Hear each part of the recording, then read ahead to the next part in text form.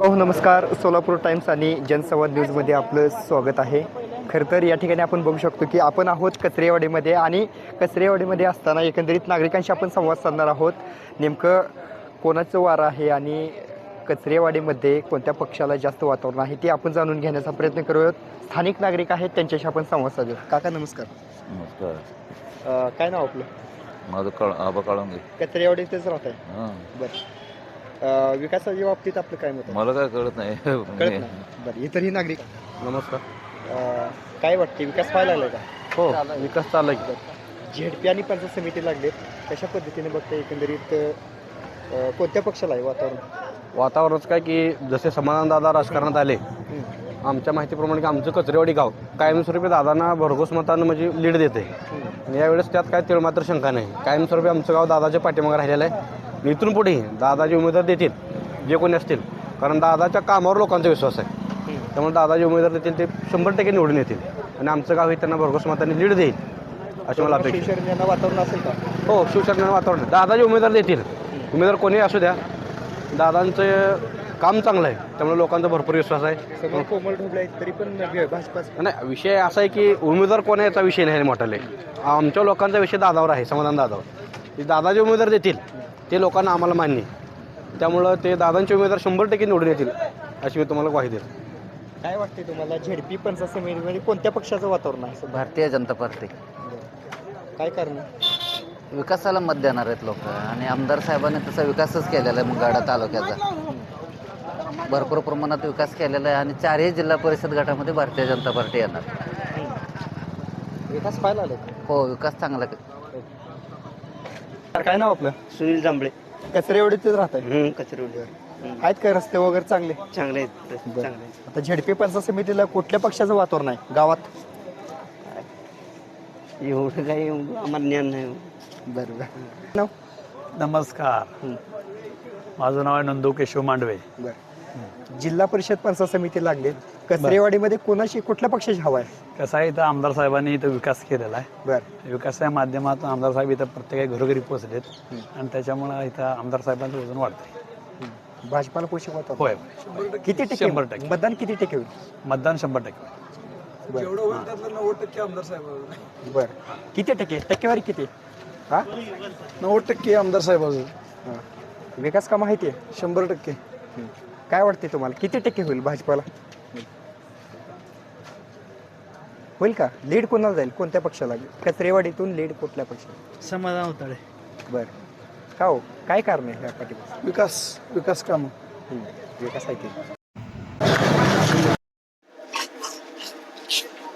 दर्शक हो एकंदरीत कचरेवाडीमध्ये खर तर उमेदवार कोण जरी असलं तरी पण भारतीय जनता पार्टी आणि प्रामुख्याने आमदार समाधान आवताडे जे विद्यमान आमदार आहेत त्यांच्याकडे बघून मोठा वर्ग हा त्या ठिकाणी मतदान करताना दिसतोय. भारतीय जनता पार्टीला पोषक वातावरण हे स्थानिक विकास असू दे किंवा स्थानिक आमदार यासाठी भारतीय जनता पार्टीला खर तर पोषक वातावरण असल्याचं चित्र नागरिकांच्या एकंदरीत या त्यांच्या प्रतिक्रियेतून दिसते. इतरही काही नागरिक असतील त्यांच्याशी आपण संवाद साधूया. नमस्कार. मारुती काळंगे, गाव कचरेवाडी. जिल्हा परिषद पंचायत समितीमध्ये खर तर नागरिकांशी प्रतिक्रिया घेताना अनेक जण भारतीय जनता पार्टीला पोषक असल्याचं वातावरण असल्याचं बोललं जाते. काय कारण काय सांगा? नाही ते खरं आहे. त्यांचं जे आमदार समाधानदादा आवताडे आहेत त्यांनी साधारण मध्यवर्ती निवडणुकीपासून जी विकास कामं केली आहेत, विकास काम हाच त्यांचा कामाचा आत्मा आहे.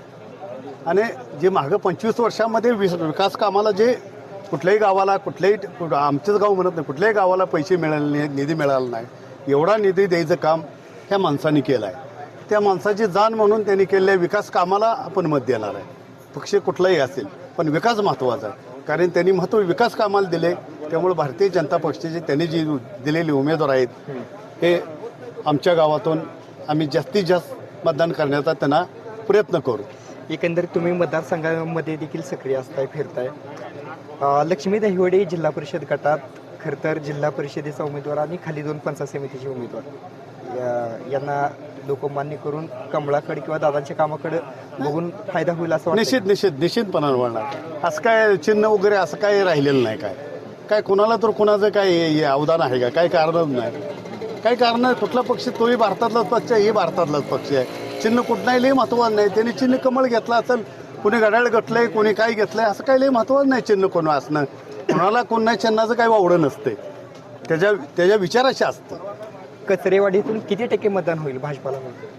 जास्तीत जास्त होईल, जास्तीत जास्तीत जास्त. कारण पहिल्यापासूनच आम्ही आमदार साहेबाची कुठलीही निवडणूक असो, विधानसभेची असेल किंवा कारखान्याची असेल, कुठलीही निवडणूक असेल, अख्खा कारखान्याच्या निवडणुकीमध्ये आमदार साहेबाला या तालुक्यातनं एकाही गावाने लीड दिलेलं नव्हतं. फक्त आमचं गाव होतं, फक्त एकच 87 गावामध्ये एकच आमचं असं गाव निघालं की कारखान्याला आम्ही त्यांना लीड दिलं. त्यामुळं त्यांचा काही प्रश्न येत नाही. काम करणाऱ्या माणसाला लोक मतं देतच असतात. विजयाची खात्री आहे का? 100% 100% काय अडचण नाही. तर हे होते एखादा बाहेरचा खरं तर या भागात फिरत असताना विरोधकांकडून टीका देखील केली जाते की जिल्हा परिषदेचे उमेदवार आयात केलेले गेटकेन असे आरोप होताना दिसतात. त्याकडे कसं बघतात आणि याचा परिणाम काय होईल असं वाटतं? नाही, याचा परिणाम आयात निर्यात काही नसतो. तो ह्या तालुक्या मातीमध्ये जन्माला आलेला माणूस आहे. तो कुठनं काय इंडोनेशियातनं आणला आहे, अगर पाकिस्तानमधनं आणला आहे, तो आपल्या तालुक्यातलाच आहे. उमेदवाराची आयात ही कुठेही केली जाते. उमेदवार तर ताकदीचा पाहिजे, त्याच्याकडे सगळ्या प्रकारचा कस असल्यापर्यंत मतदारापर्यंत पोहोचला पाहिजे, विकास काम करायची त्याची म्हणजे आर्थिक परिस्थिती बी असली पाहिजे. त्याला भाऊ उद्या कुठं जायचं आहे, मीटिंग आहे, त्या ठिकाणी त्याची जाण्याची बी पात्रता असली पाहिजे. त्यामुळे हा प्रश्न काही माझ्या मते महत्त्वाचा नाही. माणूस तो कुठल्या जातीचा उभा राहिला, कुठल्या गटातनं उभा राहिला, हे काही लय महत्त्वाचं नाही. त्याचा विचार लोकांना विकासात घेऊन जाण्याचा असावा. त्यामुळे त्यांना मला वाटते कुठल्या प्रकारची अशी अडचण येत नसते. कारण हा विचार एक वेळ संपण्याची गरज आहे. तो इथला आहे, तो तिथला आहे, असं काही नसतं सर्व माझ्या मते. उमेदवार सक्षम आहेत असं वाटतंय का? असणार की असं काय, माणूस उमेदवार देताना सक्षमच देत असतो कोणी. ठेवू का, उभा राहिली म्हटलं प्रत्येकाला विजयाची खात्री राहतील. योद्धा रंगणात उतरला त्यावेळेला बाजीप्रभूला वाटलं का मी हारणार आहे? अजिबात नाही. हारणार म्हणून लढले नाहीत. म्हणजे कुणालाही वाटत नसतं की आपला पराभव व्हावा.